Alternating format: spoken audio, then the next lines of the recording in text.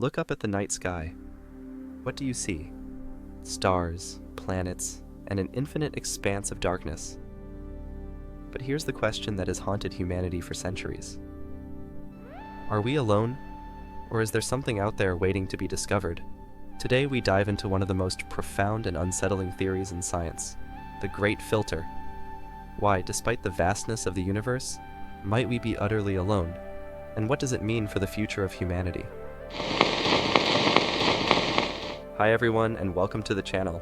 If you're new here, we explore the biggest questions about life, the universe, and everything in between. Today's topic is both thrilling and terrifying. It's about the possibility that we might be the only intelligent life in the universe. Sounds crazy, right? But stick with me, because by the end of this video, you might just see the cosmos in a whole new light.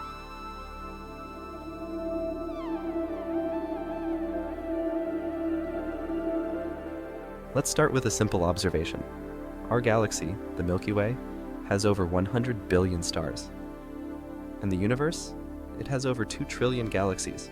With so many stars and planets, you'd think the universe would be teeming with life.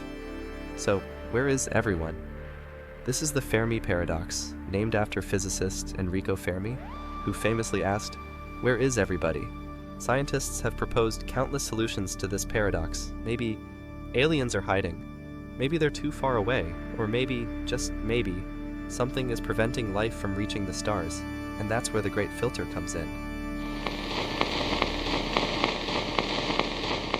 The Great Filter is a concept that suggests there's a barrier, a filter that prevents life from advancing to a stage where it can colonize the galaxy. This filter could be behind us, meaning we've already passed it, or it could be ahead of us waiting to wipe us out. Either way, it's a chilling thought. Let's break it down. Life on Earth began around 3.7 billion years ago. It took billions of years for simple cells to evolve into complex organisms, and even longer for intelligence to emerge. But here's the kicker. In all that time, no other species on Earth has developed technology or civilization like we have. Does that mean the Great Filter is behind us?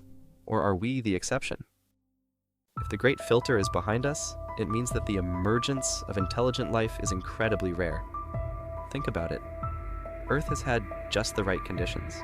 Liquid water, a stable climate, and a protective atmosphere. But how many planets out there have the same luck?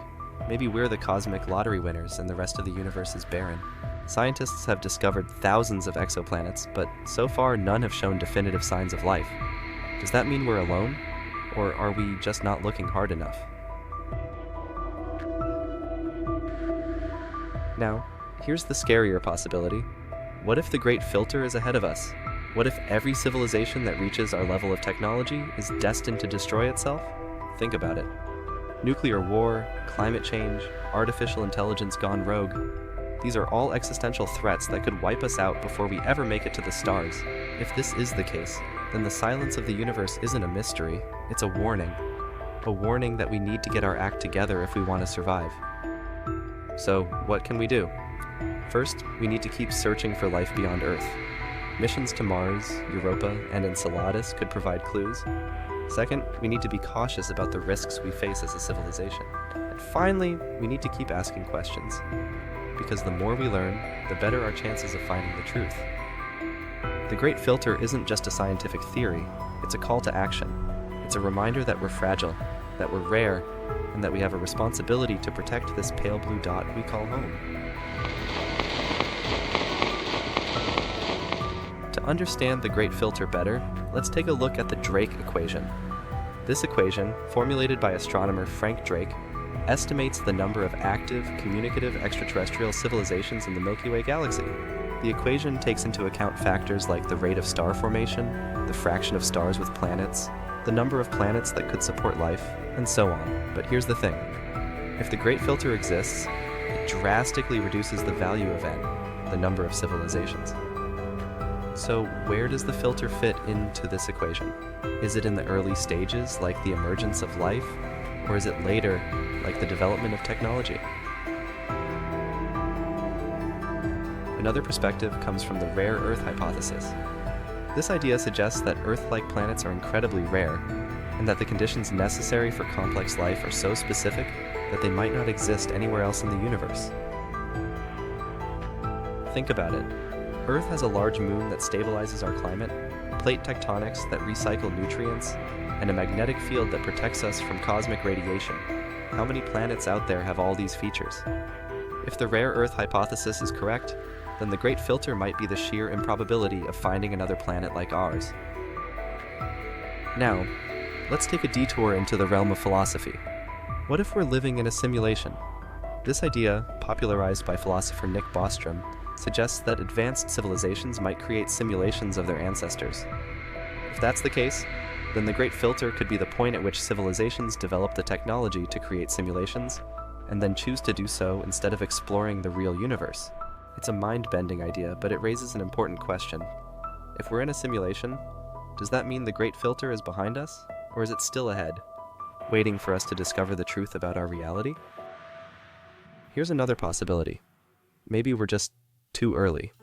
The universe is 13.8 billion years old, but it's expected to last for trillions of years. What if intelligent life typically emerges much later in the universe's lifespan? If that's the case, then we might be one of the first civilizations, and the Great Filter is simply the vast stretches of time that separate us from others. It's a humbling thought, but it also gives us a sense of purpose. If we're among the first, then we have a responsibility to pave the way for future civilizations, to explore, to learn, and to survive. So, how do we find out if we're alone? One way is through the search for extraterrestrial intelligence, or SETI. This project uses radio telescopes to listen for signals from other civilizations. So far, we haven't found anything definitive, but that doesn't mean we should give up. The universe is vast, and the search is just beginning. Who knows, one day we might receive a signal that changes everything. But what if we do find life?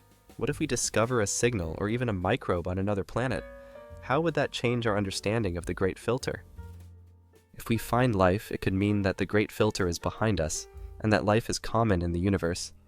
But if that life is simple, like bacteria, it could also mean that the filter is still ahead, preventing life from becoming intelligent.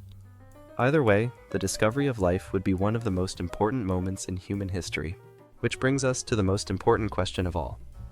Can we survive the Great Filter?